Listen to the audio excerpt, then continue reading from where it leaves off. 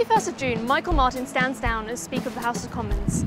It's the first time in over 300 years that a Speaker has been forced out. Today, the Hansard Society hosted a Speaker's Hustings event. Cash 21 came down to ask a few questions for themselves and watch the hustings.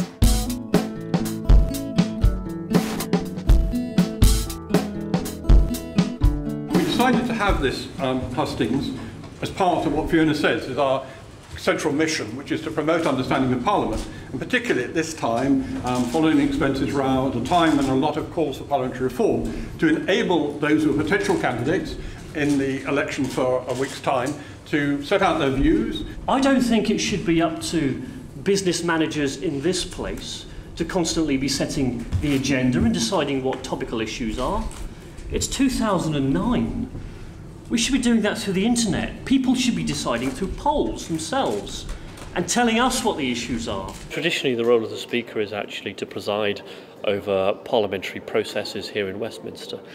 I think we should change that. I think the Speaker should have a far more public role, actually selling the good work that's happening here to the public, being an interface with modern Britain, but actually also reforming the House and making some pretty radical changes here to put people in charge again, a far more deferential Parliament which responds to local communities. The next Speaker's job must be to find a way of making sure that the feelings of members of Parliament's constituents can come through the constituents into the chamber of the House of Commons to be debated and voted on. After all, the chamber belongs to the people. Most backbench MPs feel that what they learn from their constituents when they're in their constituency, they're not able to talk about or vote on quite often in the House of Commons because of the way we do things, because of government power, because of the rules and regulations, all sorts of things. Well, first of all, the Speaker has got to establish calm and trust within Parliament, within the House of Commons. We need a healing Speaker and somebody who will reach out to people in all parts of the House.